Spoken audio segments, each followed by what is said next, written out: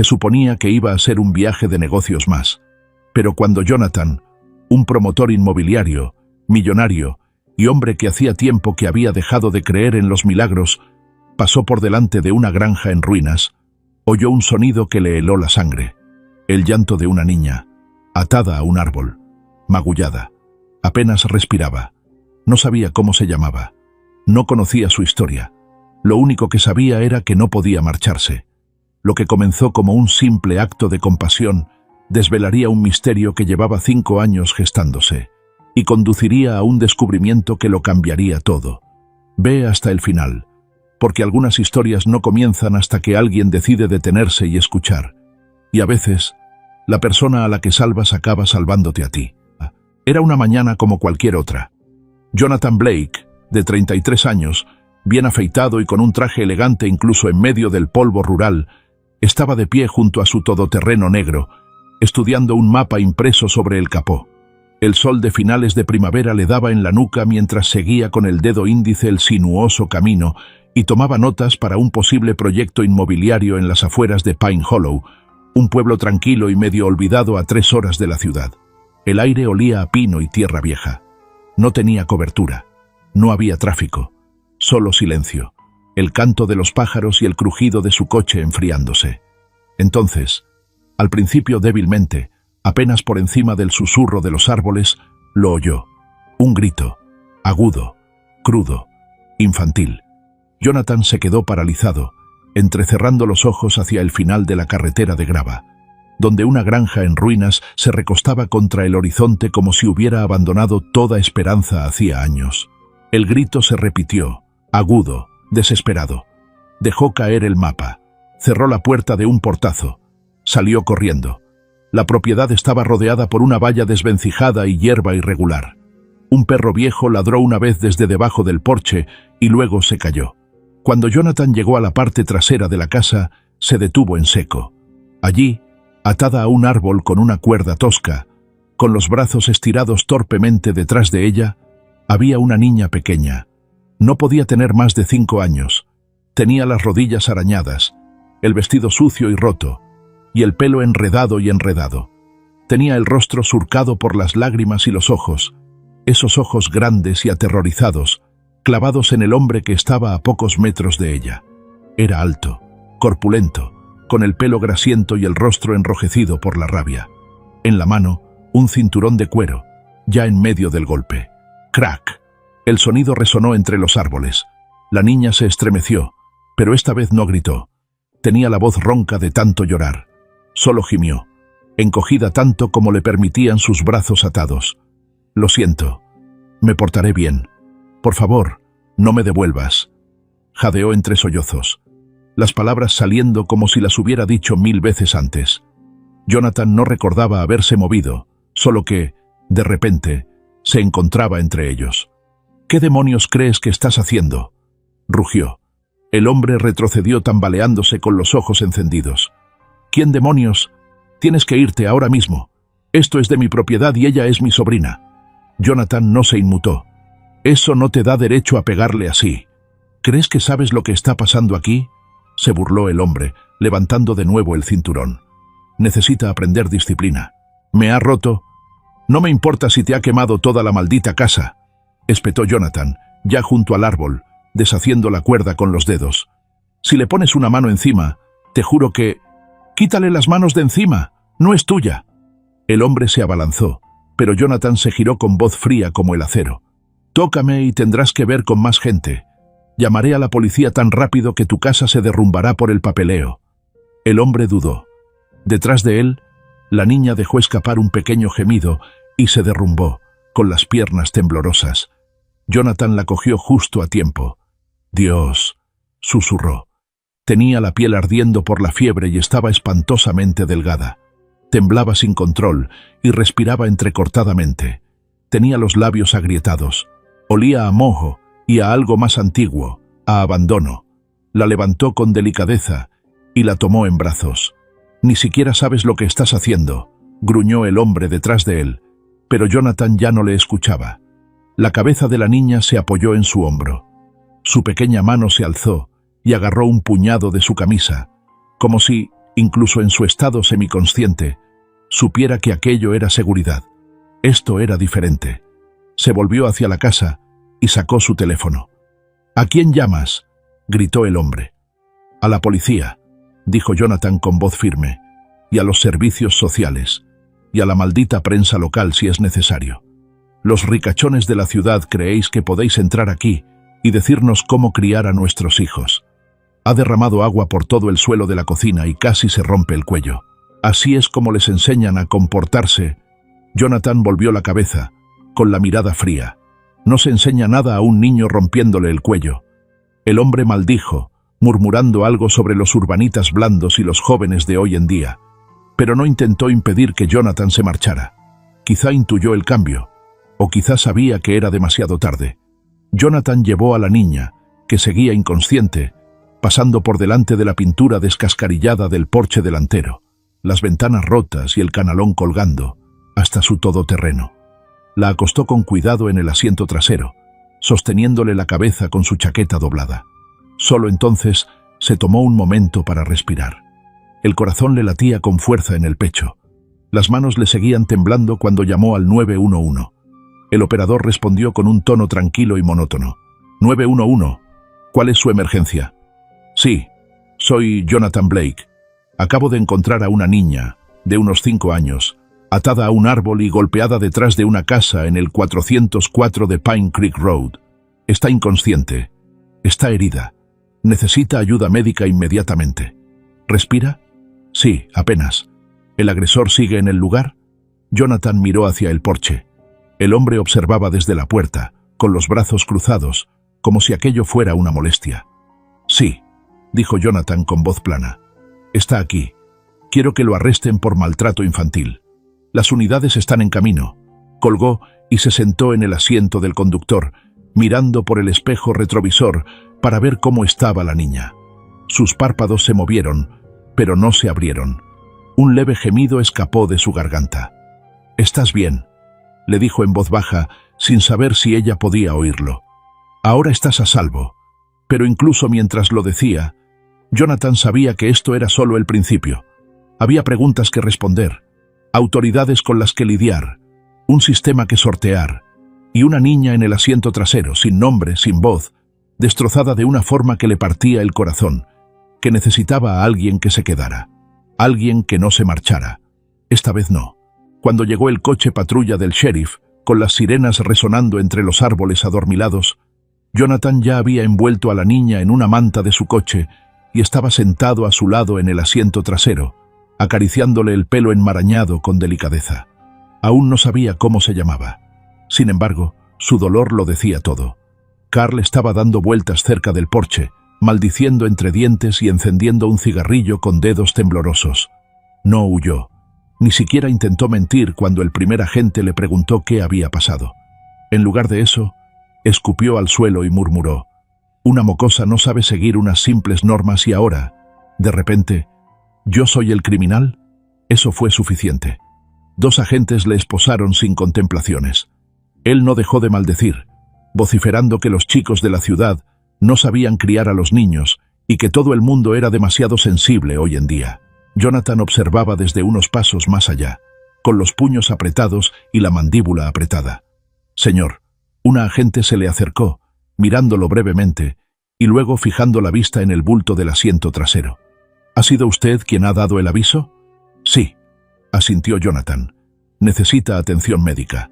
Estaba inconsciente cuando la encontré, atada a un árbol». La agente hizo una mueca de dolor. «Los paramédicos llegarán en 5 minutos. La llevaremos al hospital». Intercambiaron información rápidamente. Su nombre, su contacto, su declaración. Les dio todo. Pero todo el tiempo, sus ojos seguían volviendo hacia la niña. «Dijo algo», añadió antes de que la agente se marchara, antes de desmayarse. «Algo sobre no querer que la devolvieran». La agente se detuvo. «Lo investigaremos». Carl fue detenido y acusado de poner en peligro a una menor y de agresión agravada a una menor. Pero una vez dentro de la sala de interrogatorios, la historia comenzó a desmoronarse aún más. Bajo presión, con 2 detectives mirándolo fijamente, Carl finalmente les dio los detalles básicos. «Se llama Lily», dijo, encorvado en la silla. Es la sobrina de mi esposa o algo así. La hija de la hermana de Margaret. Lleva viviendo con nosotros alrededor de un año. ¿Y la madre?, preguntó el detective, con el bolígrafo en ristre. Muerta, respondió Carl encogiéndose de hombros. Accidente de coche. Margaret dijo que teníamos que acogerla. ¿Algún documento legal? ¿Papeles de custodia? ¿Formularios de tutela? Carl desvió la mirada. Ni idea. Margaret se encarga de esas cosas. Mientras tanto, Lily fue ingresada en el hospital local, en una ala tranquila y estéril reservada para casos de traumatismos pediátricos. Se llamó inmediatamente a un trabajador social. No tenía identificación, ni certificado de nacimiento, ni expedientes escolares. Nada. Incluso su nombre, Lily, lo había dado Carl al ingresarla. Nadie lo había verificado. Y la niña seguía demasiado débil y retraída como para decir más que unas pocas palabras entrecortadas. Se estremecía con cada voz que se alzaba, con cada pitido del monitor. No establecía contacto visual. Cuando una enfermera intentó acariciarle el pelo con delicadeza, Lily gimió y escondió la cabeza en la almohada. Jonathan se quedó cerca, incapaz de alejarse. Cuando Margaret finalmente llegó al departamento del sheriff varias horas más tarde, tras recibir una llamada de Carl, que se había resistido a llamarla, estaba con el pelo revuelto y demasiado perfumada, vestida como si fuera a ir a un brunch, en lugar de a una audiencia de custodia. «Esto es un error», dijo inmediatamente. «Carl tiene mal genio, sí, pero no es un monstruo. Los niños necesitan disciplina. Así es como nos criaron». El agente deslizó una foto por la mesa. Era Lily, con la espalda cubierta de marcas rojas, algunas recientes y otras más antiguas. Margaret palideció. «Oh, no sabía que fuera tan grave. Señora, ¿tiene la tutela legal de la niña?» «Es mi sobrina», esquivó la pregunta. «Mi hermana murió el año pasado. No había nadie más. ¿Dónde está su certificado de nacimiento?» Margaret se puso nerviosa. «Yo no lo tengo. Mi hermana no dejó mucho. ¿No hay registros médicos? ¿No está matriculada en ningún colegio? ¿No tiene número de la seguridad social?» «La educaba en casa», dijo Margaret rápidamente. Se estaba adaptando. «¿Puede decirnos su nombre completo?» Margaret parpadeó. «Lily. Solo Lily. ¿Y su apellido?» «¿Su apellido?» «Bartlett. Era el apellido de mi cuñado, el marido de mi hermana». Los agentes intercambiaron miradas. A medida que avanzaba la investigación, las cosas se volvían más turbias. Entrevistaron a los vecinos. La mayoría se encogió de hombros. No queríamos entrometernos. Era tímida. Nunca la vi sonreír. A veces se oían gritos. Pensaba que era normal, ya sabe, cómo se cría a los niños. A veces venía a pedir comida. No hablaba mucho, siempre con la cabeza gacha. Un vecino, un cartero jubilado, añadió. Solo la veía con ese tal Carl. Nunca le oí llamarla por su nombre. Solo mocosa o chica. Era como si no existiera. De vuelta en el hospital, Jonathan estaba sentado en la sala de espera, dando vueltas a un vaso de café de poliestireno entre sus manos. Su mente se negaba a calmarse. ¿Qué clase de mundo permite que una niña viva así? Entró un médico con una carpeta en la mano. Está estable. No tiene lesiones internas, pero presenta hematomas importantes. Está desnutrida. Parece que ha sufrido abandono y maltrato físico durante mucho tiempo. Tiene un retraso en el habla. Su ansiedad social es extrema. ¿Puedo verla?, preguntó Jonathan. Usted no es familia. Yo la encontré, dijo en voz baja. Por favor. El médico dudó, pero luego asintió. Solo unos minutos. Lily estaba despierta, recostada en la cama como una muñeca frágil, con una cálida luz amarilla proyectando largas sombras sobre su pequeño cuerpo. Una trabajadora social estaba sentada cerca, tomando notas en silencio. Jonathan entró lentamente, sin querer asustarla. Ella levantó la vista, con los ojos muy abiertos y desconcertada. Él se arrodilló junto a la cama. «Hola». Ella no dijo nada. «Me llamo Jonathan», dijo él con suavidad. «Yo fui quien te encontró. Ahora estás a salvo, te lo prometo». Sus dedos se aferraron a la fina manta. Él no insistió. Se limitó a sentarse junto a ella un rato. Al cabo de un rato, ella habló, en un susurro apenas audible. «¿Lily?» Jonathan parpadeó. «¿Así te llamas?» Ella asintió con la cabeza. Luego añadió, Sí. El trabajador social levantó la vista. Es lo primero que ha dicho en todo el día. Jonathan sonrió. Bueno, Lily, es un nombre precioso. Se le llenaron los ojos de lágrimas. Metió la mano en el bolsillo de la chaqueta y sacó un pequeño conejito de peluche que había comprado en la tienda de regalos del hospital. Para ti, dijo. Alguien suave que te haga compañía. Ella lo tomó con manos temblorosas, y por primera vez desde que la encontró, Lily no se estremeció. Afuera, los agentes ya estaban preparando su informe para los servicios sociales y los investigadores federales. Las inconsistencias en la historia de Margaret y Carl, junto con la falta de documentación legal, apuntaban a algo más que simple negligencia. La sospecha crecía. ¿Y si Lily no era la sobrina de Margaret? ¿Y si la habían secuestrado? La habitación del hospital estaba en silencio, salvo por el pitido rítmico del monitor que controlaba los frágiles latidos del corazón de Lily. Habían pasado 3 días desde que la ambulancia la había traído. 3 días de pruebas, extracciones de sangre, escáneres. 3 días de especialistas susurrando fuera de la puerta. Y aún así, no había dicho ni una palabra. Lily estaba sentada en la cama del hospital con su pequeña bata azul, las rodillas pegadas al pecho y los ojos clavados en la ventana. Nunca miraba a nadie a los ojos. Nunca lloraba. No gritaba. No exigía nada. Ya no se estremecía. Solo observaba, como si estuviera esperando algo que no podía nombrar.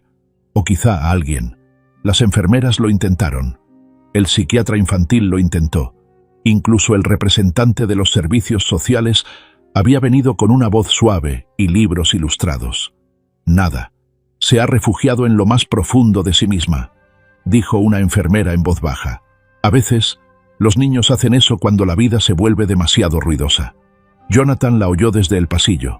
Estaba allí otra vez, como siempre, vestido con una chaqueta y vaqueros, todavía con el aire de un hombre que en otro tiempo había estado demasiado ocupado para charlar y demasiado concentrado para distraerse.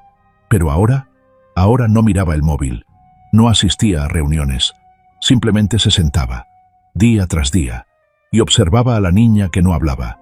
La doctora Holloway, especialista en traumatología pediátrica, se reunió con él fuera de la habitación de Lily la 4ª noche. Su expresión era profesional, pero cansada. Llevaba una tableta llena de resultados de escáneres y registros médicos que habían conseguido reunir. Tiene un peso muy inferior al normal para su edad, fracturas antiguas en las costillas y la muñeca, al menos 2 incidentes distintos. Tiene pequeñas cicatrices en la espalda y en las plantas de los pies, posiblemente por caminar descalza durante largos periodos de tiempo o por quemaduras. Algunos moretones son recientes, otros no.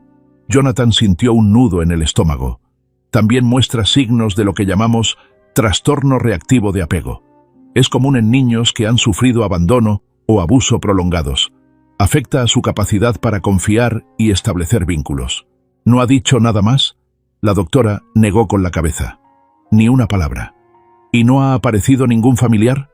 Los servicios sociales han buscado su foto en la base de datos de personas desaparecidas. No hay resultados. Su identidad sigue siendo una incógnita. Jonathan miró a través de la ventana de cristal a la pequeña figura acurrucada bajo una manta de colores pastel. Parecía aún más pequeña en esa gran cama de hospital. «Quiero ayudarla», dijo en voz baja. La doctora Holloway parpadeó. «Ya lo ha hecho». «No», dijo él con más firmeza. «Quiero decir que quiero asumir la responsabilidad. Acogerla, ser su tutor, lo que sea. Quiero asegurarme de que no acabe en un hogar de acogida o de vuelta al sistema». La doctora cruzó los brazos. «No es tan sencillo.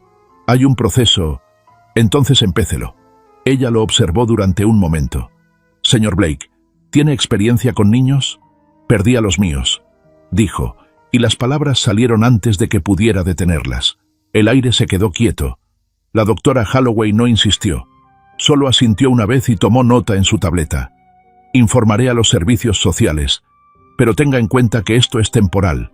Tendrá que pasar una inspección de su hogar, someterse a una verificación de antecedentes y a entrevistas. Lily permanecerá bajo custodia protectora hasta nuevo aviso». «Lo entiendo». A la mañana siguiente, la asistente social llegó con formularios y preguntas. Se llamaba Dana Ruiz. Tenía unos 40 años, ojos amables, pero un comportamiento serio. No sonreía mucho, pero tampoco era condescendiente. ¿Estás seguro de que quiere hacer esto?, le preguntó a Jonathan, levantando la vista del formulario. Esto no es caridad. Es difícil. Tendrá que lidiar con traumas, regresiones, crisis emocionales. Puede que no te hable. Puede que te ataque. ¿Estás preparado para eso? No lo hago porque sea fácil, respondió él. Lo hago porque ella se merece a alguien que no la abandone. Dana asintió lentamente. La pondremos en acogida temporal bajo tu supervisión, a la espera de la aprobación formal. 2 días después, volvió al hospital, no solo como visitante, sino como tutor legal de Lily. La enfermera le entregó una pequeña mochila con ropa. Nada de lo que había dentro le quedaba bien. La mochila estaba muy gastada. La mayoría de las prendas eran de segunda mano, no combinaban entre sí o estaban rotas. ¿Tiene algún juguete favorito?, preguntó. La enfermera bajó la mirada. Que nosotros sepamos, no. Entró en la habitación. Lily estaba despierta otra vez, mirando al techo. «Hola», dijo en voz baja. «Te he traído algo». Levantó un sencillo cuaderno. La cubierta era de color amarillo brillante, con un sol sonriente. Colocó una caja de lápices de colores junto a él. Pensé que tal vez, si no te apetece hablar, podrías dibujar, o escribir, o incluso garabatear. Ella no se movió durante un largo rato. Luego, lentamente, cogió el lápiz azul y escribió una sola palabra con letra temblorosa e infantil. Lily. Jonathan sonrió. No sabía si ella lo había oído, pero esta vez no apartó la mirada. Todo empezó con una sospecha. Tras días de inconsistencias, documentos desaparecidos y declaraciones evasivas, el departamento del sheriff tomó una decisión. Ya estaban hartos de esperar a que Margaret dijera la verdad. Se firmó una orden de arresto. A media mañana, 2 coches patrulla se detuvieron frente a la casa torcida y descascarillada donde Lily había vivido durante el último año. El jardín estaba tan descuidado como siempre. Las malas hierbas crecían enredadas alrededor de los postes del porche como enredaderas. Un columpio oxidado colgaba flácido de un árbol muerto en la parte trasera, crujiendo incluso en el aire quieto. Margaret estaba en casa cuando llamaron a la puerta, todavía en bata de seda y zapatillas, aferrada a una taza de café como si nada en el mundo pudiera tocarla. Pero cuando abrió la puerta y vio los uniformes, su expresión se quebró.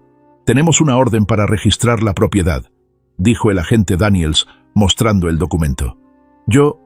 Esto es acoso», balbuceó Margaret. «Ya se han llevado a Carl. Tengo derechos». «Los tiene», dijo él con calma, «y los respetaremos. Pero tenemos motivos para creer que está en posesión de documentos de tutela falsificados y que puede estar involucrada en la custodia ilegal de un menor». Margaret se quedó paralizada, con los nudillos blancos alrededor de la taza. Luego vino el registro. Revisaron todas las habitaciones. La mayor parte de la casa era un desastre. Pilas de periódicos, platos en el fregadero, colillas en un cenicero que se balanceaba precariamente en el borde de un sofá manchado. Pero fue el armario del pasillo el que reveló el hallazgo más revelador. Detrás de una vieja maleta y un abrigo de invierno apolillado, un agente encontró una pequeña caja de metal, del tamaño de una fiambrera. Estaba escondida en el fondo de una pila de sábanas, ocultada intencionadamente. El agente la colocó con cuidado sobre la mesa del comedor. Abrió el pestillo y la abrió. Dentro había una pequeña colección de objetos personales. Una fotografía descolorida de una mujer joven con el pelo oscuro y los ojos cálidos, sosteniendo a un niño pequeño cuyo rostro se había borrado con el paso del tiempo. Un fino paquete de cartas, atadas con un cordel, un par de pendientes viejos en una bolsa de plástico y una pulsera de plata, deslustrada pero intacta. La pulsera era delicada, del tamaño de una niña. En su superficie, casi imperceptible, había una inscripción: Eliana, B. Mientras la caja se registraba como prueba, Margaret estaba sentada en una pequeña sala de interrogatorios de la comisaría, con los brazos cruzados y la mandíbula apretada. Al otro lado de la mesa se sentaba el detective Rivera, callado, metódico, y mucho menos interesado en intimidarla que en aclarar las cosas. «¿Sabe lo que hemos encontrado en su casa?», le preguntó. Margaret no respondió. «Entre otras cosas, encontramos una pulsera de bebé, con un nombre grabado: Eliana, B. ¿Le suena?». Algo, una mezcla de conmoción, culpa y pánico, se dibujó en su rostro, pero desapareció en un abrir y cerrar de ojos. Era de la hija de mi hermana, dijo, tras un largo silencio. ¿La hija de su hermana? Sí, mi hermana Evelyn. Ella y su marido murieron en un accidente de coche hace un año. La niña se quedó huérfana y yo la acogí. Ya nos lo ha contado, respondió Rivera, dando golpecitos con el bolígrafo. Pero no hay constancia de que su hermana tuviera una hija, ni certificado de nacimiento, ni transferencia de custodia, ni registros de familiares, ni siquiera una esquela de una pareja con una hija. No le gustaba el papeleo, murmuró Margaret. También hicimos una prueba de ADN, añadió, deslizando una carpeta por la mesa. A usted y a Lily. No hay coincidencia. No es su sobrina. Ni siquiera es pariente lejana. Margaret abrió mucho los ojos. Yo no lo sabía. O quizá, dijo Rivera con voz tensa, lo sabía, y pensó que nadie vendría a buscarla. En el hospital, Jonathan estaba ayudando a Lily a recoger sus cosas. Los médicos le habían dado el alta y le habían permitido que se la llevara bajo su custodia temporal. Unas pocas prendas de ropa suave, un osito de peluche que le había regalado una enfermera, y el cuaderno amarillo con unos cuantos dibujos más, también temblorosos, eran todas sus pertenencias. Jonathan estaba ajustando el cinturón de seguridad alrededor del pequeño cuerpo de Lily cuando su teléfono vibró en el bolsillo de su abrigo. Miró la pantalla, un número desconocido, y respondió con su tono cauteloso habitual. Jonathan Blake al habla. Señor Blake, le habla el agente Daniels, del departamento del sheriff de Pine Hollow. Se enderezó inconscientemente. ¿Sí? Nos gustaría que pasara por la comisaría cuando tenga un momento. Hemos recuperado una pequeña caja en la residencia Bartlett, la casa de Margaret y Carl, y dado que usted es el tutor legal de la menor en cuestión, necesitamos que identifique cualquier pertenencia que pueda ser suya. Jonathan frunció el ceño. ¿Ocurre algo? No, señor. Es solo una rutina. Pero los objetos estaban escondidos. Hemos pensado que era mejor informarle directamente. De acuerdo, dijo Jonathan, mirando a Lily, que ahora dormitaba en su asiento, con los brazos alrededor de su osito. Iré enseguida. Cuando llegó a la comisaría, todo estaba en silencio. En el pasillo flotaba un ligero olor a desinfectante, linóleo viejo, paredes frías. El agente Daniels lo recibió en la entrada y lo condujo a una habitación sin ventanas. La puerta metálica se cerró con un golpe seco detrás de ellos. Sobre la mesa había una caja de hojalata sencilla y abollada. No tenía nada de especial, pero algo en la expresión de Daniels le dijo a Jonathan que no era así. Encontramos esto escondido detrás de un panel del armario de la casa de los Bartlett, dijo Daniels, señalándolo con la cabeza. Aún no hemos revisado mucho, pero pensamos que debería echarle un vistazo. Jonathan avanzó lentamente, sin saber por qué sentía que el pecho se le oprimía con cada paso. Sus dedos dudaron antes de abrir el pestillo. Dentro había unos objetos de aspecto corriente, un cepillo viejo, un sobre amarillento, lo que parecía un broche de mujer, y entonces sus ojos se posaron en algo completamente diferente. Una pequeña pulsera de plata, del tamaño de un niño, delicada, familiar. Jonathan se quedó paralizado. Se quedó mirándola, sin pestañear, con la respiración atrapada entre las costillas. Extendió ambas manos, pero le temblaban. No sabía si era por miedo, por esperanza, o por la repentina conmoción de haber sido transportado atrás en el tiempo. Cogió la pulsera con el corazón latiendo a toda velocidad. La giró entre sus manos. El grabado era tenue pero inconfundible. Eliana. B. Las rodillas casi le fallaron. Su mente gritaba por la razón, por la precaución, pero su pecho se hizo añicos. Apretó el brazalete como si fuera a escapársele de nuevo. Ahora lo veía claramente. La sonrisa de Victoria cuando llegó el paquete, la forma en que se lo puso con delicadeza en la pequeña muñeca de su recién nacida. Ella había susurrado, su primer tesoro. Y luego, el parque, la llamada telefónica, el momento en que se dio la vuelta y todo desapareció. Durante un largo rato, no dijo nada. Se quedó allí de pie, con los hombros ligeramente agitados, incapaz de hablar. Daniels se movió inquieto. «Señor Blake, ¿está bien?» Jonathan levantó la vista lentamente, con los ojos vidriosos pero penetrantes. Esto no es de Lily, susurró. Esto era de mi hija. Daniels se enderezó. Lo siento. ¿Su hija biológica? Jonathan asintió con la voz quebrada. Eliana Blake. Me la quitaron hace 5 años. Era solo un bebé. Nunca la encontré. Esto era suyo. Lo sé. Se produjo un silencio sepulcral. Entonces Daniels carraspeó. De repente más serio.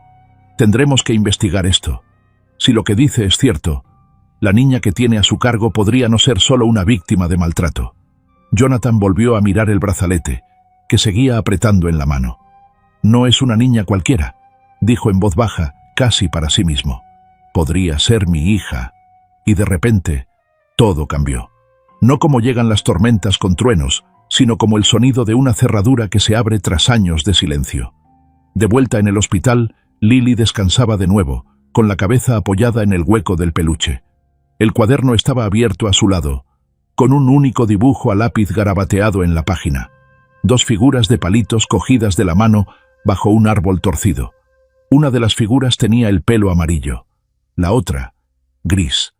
Encima de ellas, en letras azules temblorosas, ahora estás a salvo. Hace 5 años, Jonathan Blake no era el hombre que es ahora. En aquel entonces, todavía era una estrella en ascenso en el sector inmobiliario. Con solo 28 años, ya figuraba en la lista Forbes 30 Under 30.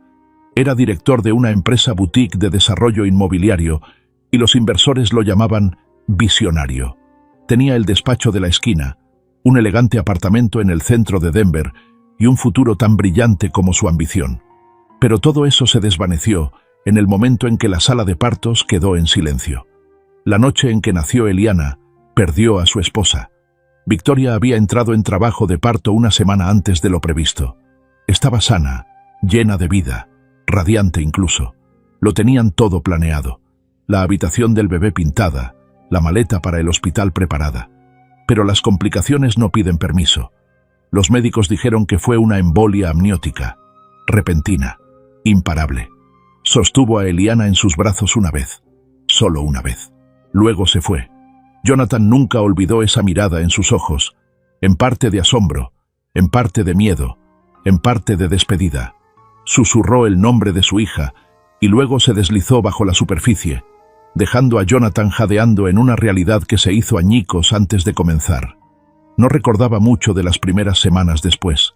Era un borrón de flores funerarias, horarios de biberones y noches a medias dormidas. El dolor y la responsabilidad se enredaban alrededor de su cuello como enredaderas. Pero Eliana, su hija, era el único hilo al que se aferraba. Era su ancla, su razón de ser.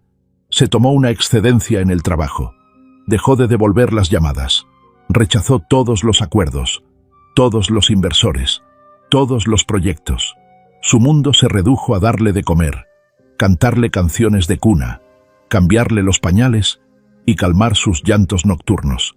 En medio de una pérdida inimaginable, la tenía a ella. Y eso era suficiente, hasta que dejó de serlo. Era un cálido domingo a principios de primavera. La luz del sol se filtraba a través de las ramas. Los padres lanzaban frisbees y los niños pequeños correteaban con gorros para el sol. Jonathan llevaba días sin salir. Necesitaba aire. Eliana tenía entonces casi 3 meses y estaba cómodamente sentada en un cochecito con su juguete favorito, un elefante. Recordaba haber pensado lo vivo que parecía el parque, cómo, por primera vez en semanas, el mundo no parecía tan pesado. Se sentó en un banco cerca de la fuente, con Eliana dormitando bajo una manta. Su teléfono vibró. Era un asistente de la empresa, algo sobre una aprobación de zonificación que se había olvidado de firmar. Suspiró. Se alejó unos pasos, sin perderla de vista, pero lo suficiente para concentrarse. 2 minutos, 3 tal vez. Cuando se volvió hacia el cochecito, estaba vacío. La manta estaba arrugada en el suelo. El elefante de juguete yacía en el mantillo. Eliana había desaparecido. Gritó. Todo el parque se quedó paralizado. Los transeúntes se volvieron, sin saber qué estaban viendo.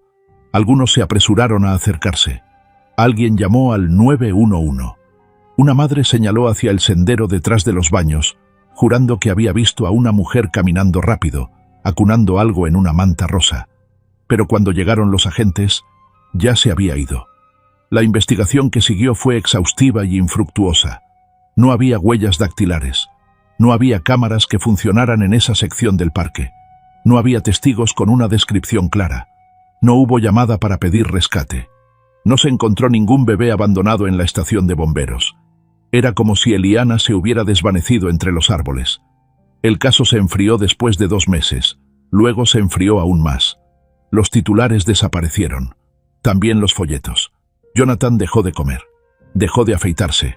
Vendió el apartamento. Renunció a su trabajo. Su buzón de voz se llenó de mensajes de personas que no sabían qué más decir. No respondió a ninguno. Se mudó a una modesta casa de alquiler a las afueras de Boulder, tranquila y anodina. Todos los días eran iguales. Despertarse, mirar fijamente, arrepentirse, dormir. Veía a su hija en todos los niños con los que se cruzaba por la calle. Durante mucho tiempo pensó que estaba perdiendo la cabeza. Lo que más le atormentaba no era el misterio, sino el qué pasaría si... ¿Y si no hubiera contestado al teléfono? ¿Y si me hubiera quedado en el banco? ¿Y si hubiera mirado solo un segundo antes? Pasaron los años. Nunca intentó seguir adelante. No de verdad. Las citas iban y venían. También los terapeutas. Su mundo se redujo a simples rutinas y largos viajes en coche. De vez en cuando, hacía donaciones anónimas a organizaciones benéficas para niños desaparecidos. A veces, se entretenía leyendo noticias sobre niños rescatados, con la esperanza y el dolor de reconocer algún rostro, pero nunca encontró nada parecido, hasta que apareció Lily. Cuando volvió a sostener esa pulsera, deslustrada y gastada, pero inconfundiblemente suya, fue como si el tiempo se hubiera revertido. Le temblaban las manos, se le quebró la voz. Aquel día en la comisaría, cuando abrieron la caja metálica, Jonathan Blake dejó de ser un hombre que había perdido a su hija y se convirtió en un padre con la oportunidad de traerla a casa. Pero la esperanza, después de tantos años de dolor, no era fácil de llevar. Y mientras los agentes comenzaban a preparar la solicitud oficial de ADN, Jonathan se sintió asustado, no por la respuesta, sino por lo que podría costarle volver a creer en ella. La investigación había dado un giro inesperado y brusco. Lo que en un principio parecía un trágico caso de maltrato y abandono infantil, se estaba convirtiendo rápidamente en algo mucho más inquietante. Una posible conexión con un caso de desaparición de una niña que llevaba casi 5 años sin resolverse y que había atormentado a otra familia durante casi 5 años. El descubrimiento de la pulsera de plata escondida en la casa de Margaret y Carl lo había cambiado todo. La reacción de Jonathan fue inmediata, visceral e inquebrantable. No solo reconoció la pulsera, sino que la recordó, la sintió. Y cuando les dijo a los agentes que pertenecía a su hija desaparecida, Eliana Blake, no era una corazonada. Era la certeza de un padre. Y de repente, la tranquila niña que dormía bajo su techo podría no ser Lily Bartlett, una sobrina acogida por parientes lejanos. Podría ser Eliana, su Eliana. Con la declaración jurada de Jonathan y una creciente pila de inconsistencias en la historia de Margaret, el detective Rivera y el agente Daniels siguieron adelante con renovada urgencia. Su primer paso era obvio: determinar dónde había conseguido Margaret a la niña. Carl había mencionado casi sin cuidado durante su entrevista inicial que la hermana de Margaret nos dejó a la niña. Pero cuando se le pidió que proporcionara documentos o nombres, se encogió de hombros. No recordaba el nombre de la hermana. No podía nombrar la ciudad donde habían recogido a la niña. No recordaba cuándo, ni por qué, ni cómo había sucedido todo. Sospechoso era poco. No existía ningún registro de que Margaret tuviera un hermano con un hijo legalmente registrado.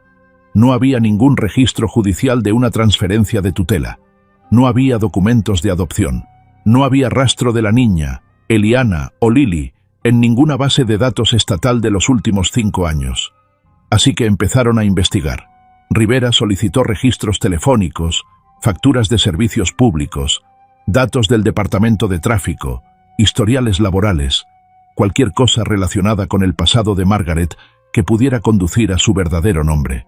Finalmente, localizaron una dirección antigua que figuraba en su solicitud de empleo de hacía 6 años. Pertenecía a una modesta caravana en un lugar llamado Canyon Ridge, una zona rural tranquila a pocas horas al este de Pine Hollow.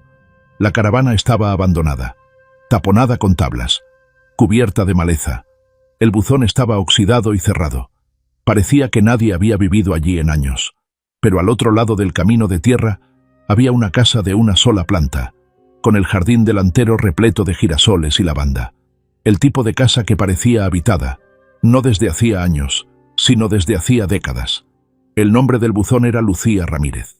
Cuando llamaron, una voz suave dijo: «Está abierto», y dentro encontraron a una mujer mayor, de unos 60 y tantos años, amasando pan en una encimera de madera. Lucía lo recordaba todo. Más tarde, sentada con el detective Rivera en el porche, con limonada en vasos de papel entre ellos, le contó el pasado sin dudar. Sí, conocía a Evelyn. Ella y su marido, Jorge, se mudaron aquí con una niña pequeña unos 3 años antes de fallecer. Era una niña tranquila, tímida. Siempre se aferraba a Evelyn como si su vida dependiera de ello. ¿Dijeron de dónde venía la niña?, preguntó Rivera. Lucía asintió con la cabeza. Evelyn me contó la verdad un día, cuando estábamos solas. Me dijo que había encontrado a la niña, que la había encontrado literalmente, envuelta en una manta y llorando en unos arbustos al borde del parque Millbridge. Al principio pensó que era un animal, pero cuando apartó las ramas, la voz de Lucía se suavizó. Dijo que la niña apenas tenía 3 meses. Estaba hambrienta, sucia, y lloraba como si se le hubiera acabado el mundo. Evelyn la llevó a casa, le dio de comer y la limpió. Me contó que volvió al mismo lugar todos los días durante casi una semana, con la esperanza de que alguien volviera a buscarla. ¿Y nunca apareció nadie?, preguntó Rivera. Ni un alma, susurró Lucía. Al cabo de un tiempo, dejó de esperar. Ella y Jorge empezaron a llamarla Lily. Decían que no necesitaban un papel para saber que era suya. Rivera se recostó en su asiento y se quedó en silencio durante un momento. ¿Y qué pasó con Margaret? El tono de Lucía cambió inmediatamente. Apareció un año más tarde, de la nada. Decía ser la hermana menor de Evelyn. No sé si realmente lo era. Se parecía a ella, pero había algo en ella que no me cuadraba. ¿En qué sentido? Nunca miraba a la niña como si fuera una niña. La estudiaba, la observaba, como si estuviera planeando algo. Tenía una mirada fría. ¿Qué pasó con Evelyn y Jorge? Lucía miró hacia la lejana línea de árboles. Murieron, en un accidente de coche en la autopista 17. Todavía recuerdo las sirenas. Llovía mucho esa noche. Rivera se inclinó hacia ella. ¿Y la niña? Lucía bajó la voz. Al día siguiente había desaparecido. Margaret dijo que se la llevaba al estado. Pero nunca vi a ningún asistente social. Nunca volví a verla. Intenté llamar por ahí, pero nadie sabía dónde había ido la niña. Al final, dejé de preguntar. Rivera le dio las gracias en voz baja y se levantó, ya reconstruyendo lo que había pasado. Margaret se había llevado a la niña y había desaparecido. Esa noche, llamó a Jonathan. «Acabo de volver de Canyon Ridge», dijo Rivera. «Hablamos con una mujer llamada Lucía Ramírez. Vivía frente a una mujer llamada Evelyn Bartlett». Jonathan no dijo nada al principio. Solo escuchaba, con el corazón latiendo con fuerza. Lucía nos dijo que Evelyn encontró a una bebé hace 5 años cerca de Millbridge Park, continuó Rivera. Envuelta en una manta. Nadie vino a buscarla. La crió como si fuera suya. La llamó Lily.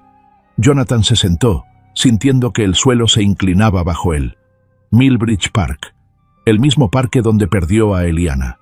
Nunca se fue, dijo en voz baja. No, confirmó Rivera. La encontraron a 1,5 kilómetros de donde la viste por última vez. Ha estado aquí todo este tiempo. Jonathan miró por la ventana de su salón hacia la quietud de la noche. ¿Y la prueba?, preguntó. Ya hemos enviado tu ADN. Lo están procesando ahora mismo. Deberíamos tener los resultados en 48 horas. Jonathan cerró los ojos y por primera vez en años se permitió tener esperanza. Gracias. Los resultados llegaron un lluvioso jueves por la mañana. Jonathan apenas había dormido la noche anterior. Cada crujido de la casa, cada gota contra las ventanas, lo sumergía en un torbellino de temor y esperanza. Había esperado 2 días. Durante 2 días, había intentado no imaginar el resultado. Pero era imposible no hacerlo. Se decía a sí mismo que cualquier resultado estaría bien. que, aunque la prueba dijera lo contrario, Lily seguía mereciendo seguridad, cuidados y amor, que él se quedaría, pasara lo que pasara. Pero, en el fondo, ya lo sabía. El detective Rivera se reunió con él en la oficina del sheriff, con el informe de ADN en la mano. Su expresión era indescifrable, pero su voz sonaba grave. «Jonathan», dijo, deteniéndose en la puerta, «quizá quieras sentarte». Jonathan no se movió al principio. Tenía el estómago revuelto. Luego, lentamente, se dejó caer en la silla frente al escritorio, con las manos juntas como un hombre en oración. Rivera dejó la carpeta con cuidado delante de él. «Aceleramos la prueba en un laboratorio federal. Llegó hace una hora». Hizo una pausa. Luego habló, con firmeza pero en voz baja. «Usted es el padre biológico de la niña conocida como Lily». Jonathan sintió que se le cortaba la respiración. El mundo pareció tambalearse. Rivera siguió hablando, mencionando porcentajes, coincidencias genéticas, los siguientes pasos legales. Pero las palabras se convirtieron en un zumbido lejano. Jonathan solo podía oír los latidos de su propio corazón. Parpadeó con fuerza, y su visión se aclaró lo suficiente como para enfocar el nombre que aparecía en el expediente. Eliana Blake. Eliana, su hija, viva. Se llevó una mano a la boca cuando un temblor agudo e incontrolable se apoderó de él. Bajó la cabeza, encogiendo los hombros, como si todos los años de culpa, de peso, de tormento, finalmente se hubieran liberado. Y luego susurró, mitad para sí mismo, mitad para la habitación. «Es Eliana, es mi pequeña». Su voz se quebró en la última palabra. Los recuerdos lo inundaron, densos e implacables. Victoria sosteniendo a su recién nacida en la habitación del hospital, con el pelo empapado en sudor, pero con los ojos iluminados por la alegría. La pulsera que había encargado. Eliana. B. Una delicada banda de plata con el nombre de su hija cuidadosamente grabado. Un recuerdo para una vida que acababa de comenzar. La tarde en el parque. La forma en que la pequeña mano de Eliana se había aferrado a su camisa mientras él ajustaba la manta del cochecito. Su sonrisa desdentada. El suave arrullo que había emitido cuando él se inclinó para besarle la frente. Recordaba cómo se había dado la vuelta solo un minuto. El sonido de la fuente. Y luego, el silencio. Había vivido en ese silencio durante 5 años. Y ahora, por fin, se había roto. Fue directamente al hospital. Lily estaba en una pequeña habitación de la planta de traumatología pediátrica, acurrucada bajo una manta estampada con estrellas de colores pastel. Su osito, que seguía aferrado con fuerza entre sus brazos, le faltaba un ojo de botón. Estaba despierta, pero distante. Tenía la mirada fija en la ventana, observando cómo las gotas corrían por el cristal como pequeñas estrellas fugaces. Se volvió cuando se abrió la puerta. Jonathan entró, sin llevar nada más que una vieja fotografía y un corazón que le parecía demasiado lleno para expresarlo con palabras. Sus pasos eran lentos, reverentes, como si el aire de la habitación fuera sagrado. No se sentó, se arrodilló, justo delante de ella. Ella no dijo nada, pero tampoco se apartó. Sacó la foto del bolsillo de su abrigo, arrugada y desgastada, y la sostuvo con delicadeza entre ambas manos. Era una foto de Victoria sosteniendo a Eliana recién nacida, con los ojos muy abiertos por la alegría y el cansancio. Los mismos ojos que tenía ahora Lily. Jonathan colocó la foto en el borde de la cama, al alcance de la niña. «No espero que lo recuerdes», dijo en un susurro, «pero esta es tu madre. Se llamaba Victoria.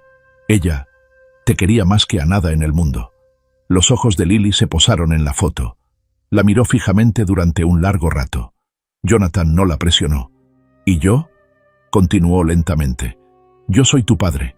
Solías agarrarme la camisa con toda la mano, como si tuvieras miedo de que desapareciera». Esbozó una sonrisa suave y temblorosa. «Desaparecí, ¿verdad?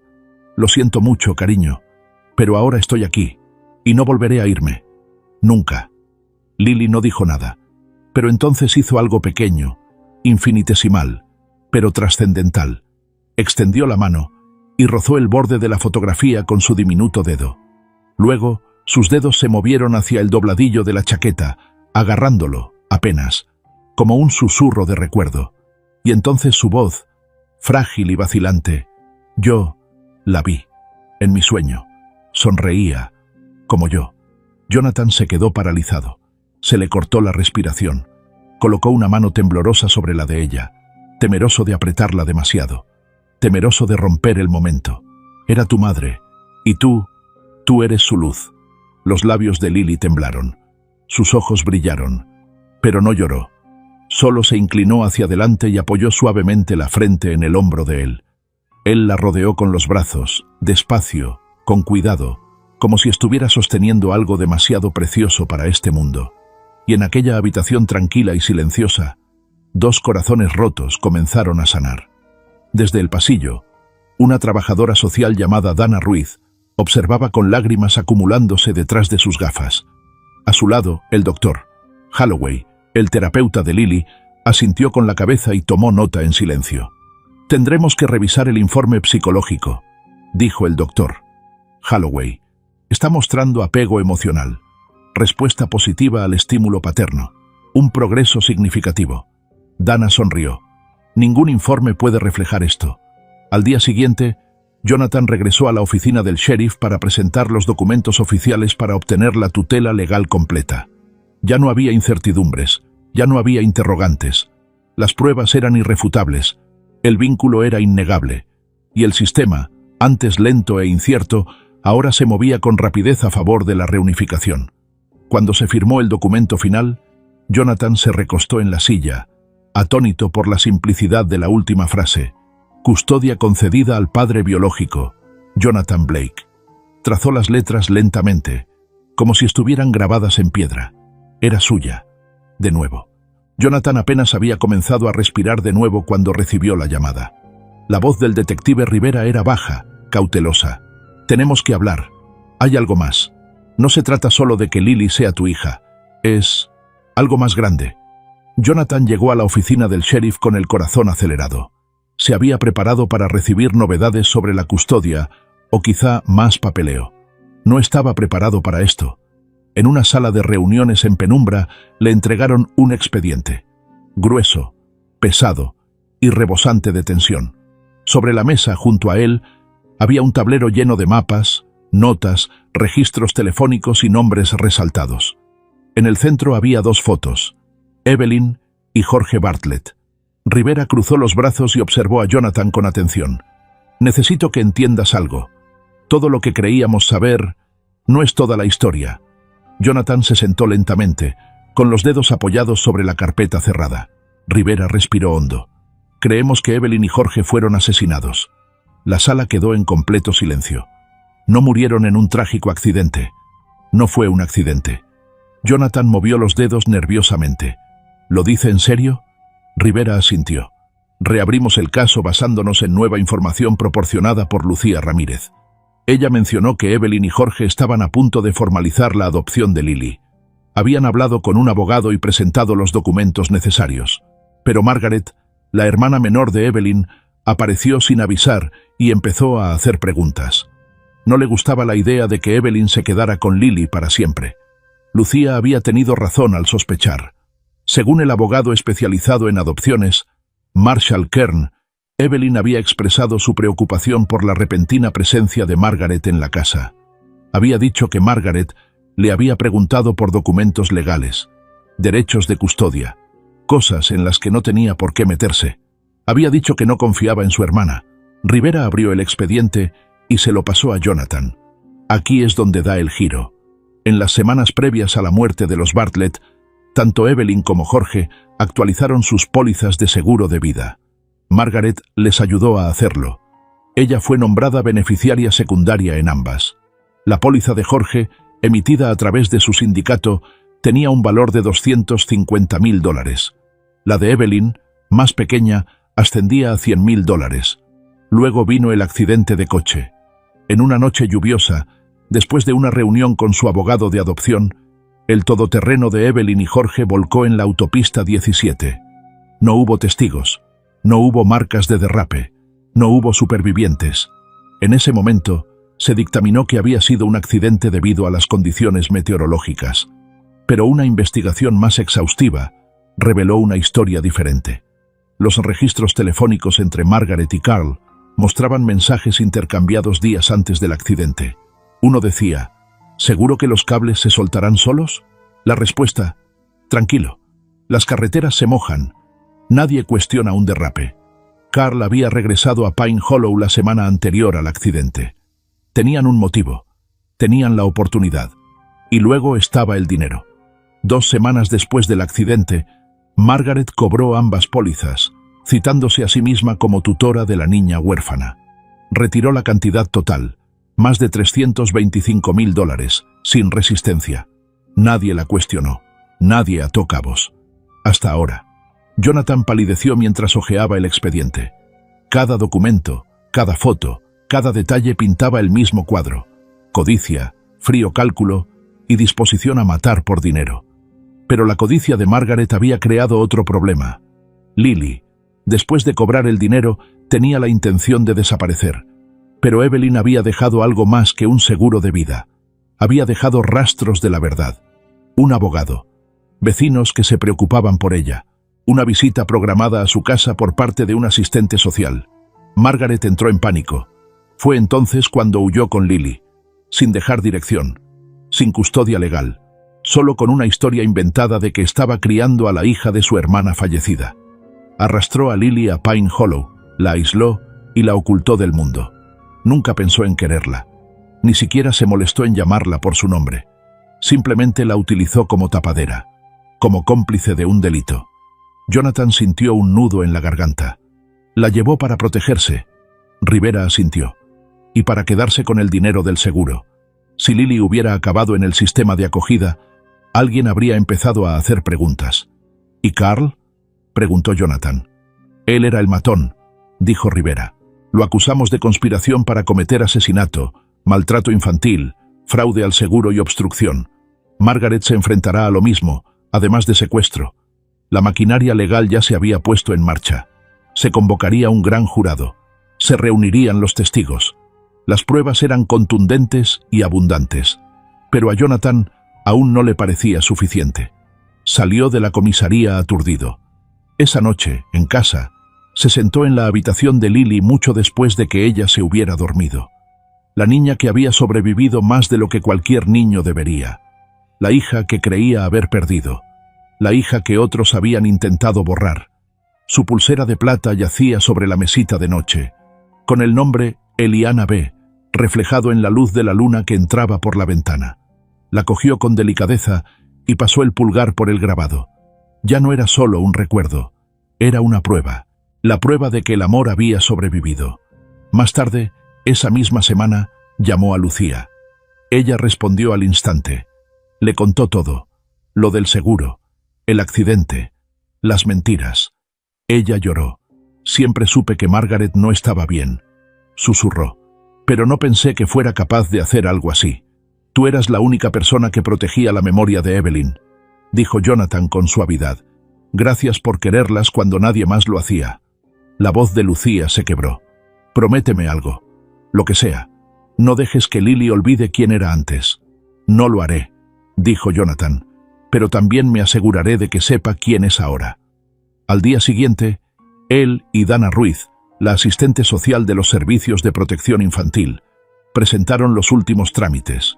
Con todos los hechos al descubierto, Jonathan no solo obtuvo la custodia total de Eliana, sino que se le concedió la tutela permanente y exclusiva con efecto inmediato. No más restricciones, no más esperas. Se había acabado. Era una clara mañana de otoño cuando se dictó el veredicto.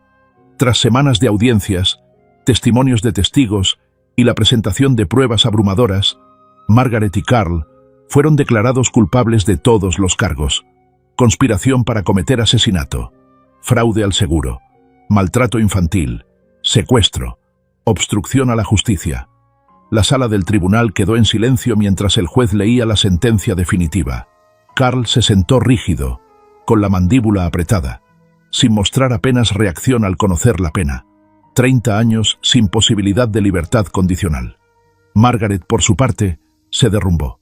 Ese día se había vestido con su habitual cardigan rosa pálido y se había peinado con cuidado, como si esperara que una imagen maternal pudiera suavizar de alguna manera la verdad. Pero cuando se leyó en voz alta el último cargo, asesinato en segundo grado. Comenzó a temblar. Y cuando se dio cuenta de que nunca volvería a ser libre, se derrumbó y rompió a llorar. Jonathan permaneció inmóvil, observando desde la galería con la pequeña mano de Eliana entre las suyas. No sonrió, no celebró. La justicia nunca tuvo que ver con la venganza. Se trataba de cerrar el capítulo. Una semana más tarde, el tribunal dictó la sentencia definitiva. Jonathan Blake obtenía la custodia legal exclusiva y permanente de Eliana Blake. No habría apelaciones, ni revisiones. Por primera vez en 5 largos años, Eliana recuperaba su identidad, no como pupila del Estado o como una nota al pie en un expediente cerrado de personas desaparecidas, sino como alguien que tenía un lugar al que pertenecer. Jonathan dobló los papeles con manos cuidadosas, con la respiración entrecortada. «Bienvenida a casa», susurró. Se mudaron 2 semanas después, no a la ciudad, no de vuelta a las pulidas torres de cristal donde Jonathan había dirigido reuniones y gestionado carteras millonarias. Se mudaron a una tranquila casa de campo cerca de un lago escondido en el norte de Colorado, un lugar apacible, rodeado de árboles, de esos que se tiñen de dorado en octubre y brillan como el fuego bajo el sol. Era el mismo lugar al que Jonathan había ido en coche años atrás, cuando el peso de la pérdida casi lo aplastaba.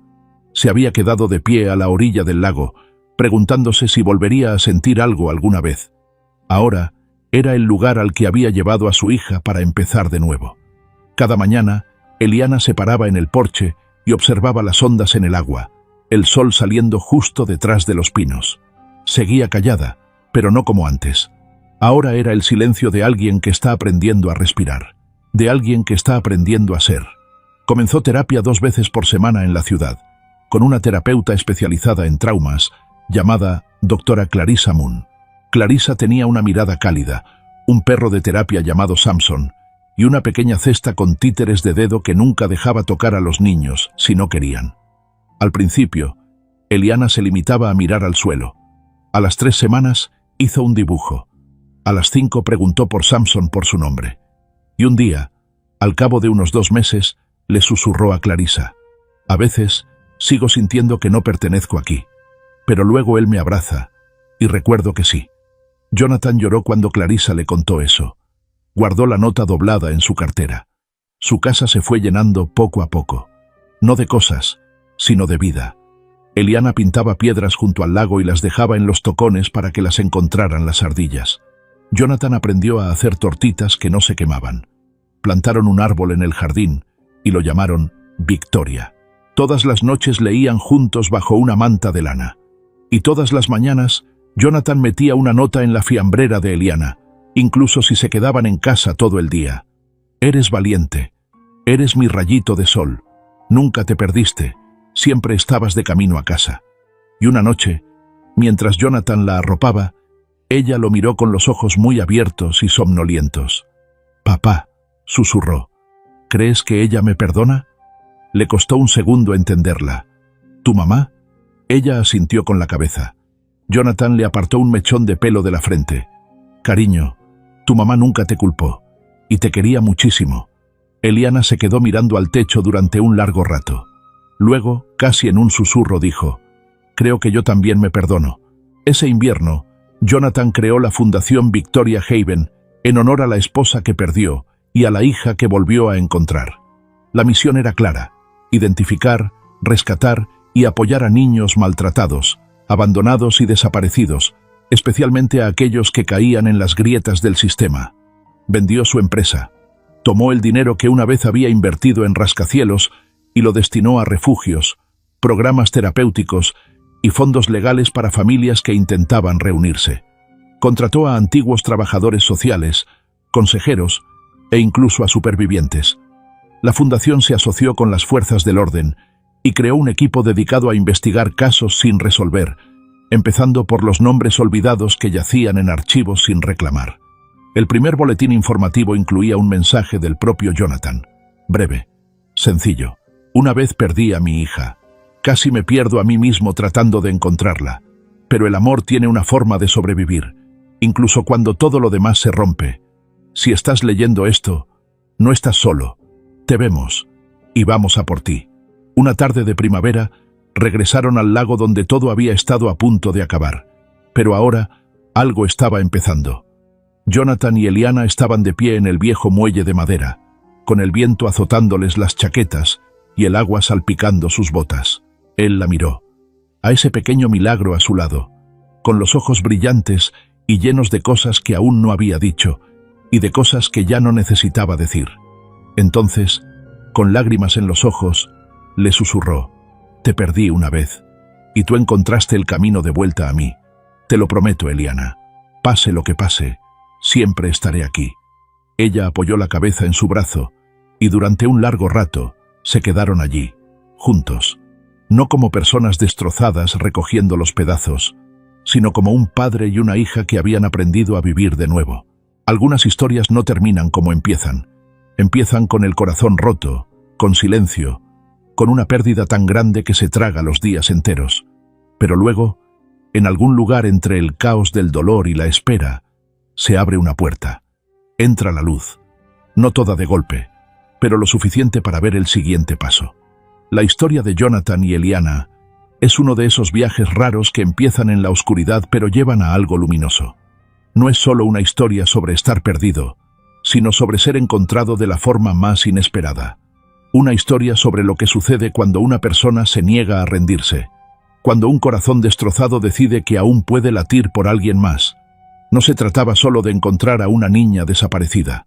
Era una historia sobre el redescubrimiento de la identidad, sobre el despertar de los recuerdos, de un vínculo que se extendió a lo largo de años de silencio y confusión, y que luego se reanudó gracias al amor que se negó a rendirse. Jonathan podría haber dejado de buscar. Nadie lo habría culpado. El tiempo pasa, dicen. La gente olvida. Pero él no lo hizo. Porque el tipo de amor que une a un padre con su hija no está limitado por la lógica o las pruebas, sino por algo más profundo. Algo que no se puede expresar con palabras. Y Eliana podría haber permanecido en silencio para siempre. Después de todo el miedo, la inestabilidad, las traiciones, ¿quién habría esperado que volviera a abrir su corazón?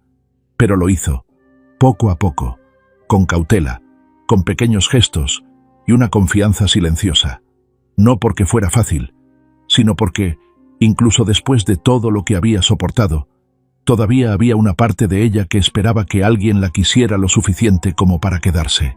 Esta historia nos recuerda que el amor no se trata de grandes gestos ni de palabras perfectas. Se trata de estar presente, incluso cuando es difícil, especialmente cuando es difícil. Se trata de hacer un hueco a alguien que ha olvidado lo que se siente al estar a salvo. Vivimos en un mundo en el que hay personas que se quedan atrás. Niños como Eliana. Adultos que llevan consigo el dolor de su niño interior sin saber cómo expresarlo. Vecinos que saludan educadamente, pero nunca piden ayuda. Compañeros de trabajo que sonríen en días que se sienten vacíos. Y sin embargo, esta historia nos susurra: mira de nuevo. Mira a los callados, a los reservados, a los que dicen que están bien, pero no pueden mirarte a los ojos. Porque a veces, todo lo que se necesita es una persona dispuesta a escuchar. Una persona que diga: te veo, no voy a ir a ninguna parte. Eso es lo que hizo Jonathan. Tomó su dolor, el vacío que Eliana había dejado, y lo convirtió en un propósito, en una misión que iría más allá de su propio hogar. Construyó algo duradero, algo que rescataría a otros niños, amplificaría otras voces silenciadas y daría esperanza a personas que habían olvidado cómo creer en algo bueno. Eso es lo que puede hacer el amor cuando se le da una segunda oportunidad. Y tal vez eso es lo que esta historia te deja a ti también. Así que déjame preguntarte, ¿alguna vez has visto a alguien luchando en silencio? Alguien a quien el mundo había pasado por alto. ¿Y te has preguntado qué habría pasado si alguien le hubiera tendido la mano? ¿Crees en las segundas oportunidades? ¿En la curación, incluso después de años de dolor o ausencia? ¿Crees que incluso si alguien está perdido, todavía se le puede encontrar? Y sobre todo, si te dieran la oportunidad de ser el refugio de alguien, de ser la razón por la que vuelve a creer en el amor, ¿la aprovecharías? Si esta historia te ha emocionado, me encantaría saberlo. ¿Hay algún momento que te haya marcado? ¿Te ha recordado a alguien de tu vida, a alguien que has perdido, a alguien que has encontrado, o a alguien a quien sigues esperando? O tal vez te recordó a ti mismo. Por favor, Comparte tus pensamientos en los comentarios, porque tu historia también importa. Cuando contamos estas historias, no solo de desamor, sino también de sanación, nos recordamos unos a otros que el amor sigue existiendo, que puede atravesar los años, el silencio, el dolor inimaginable, y llevarnos a casa, incluso si te has sentido invisible, incluso si no te han escuchado. Todavía hay alguien que te ve, alguien que te escucha. Así que gracias de verdad por acompañarnos en este viaje.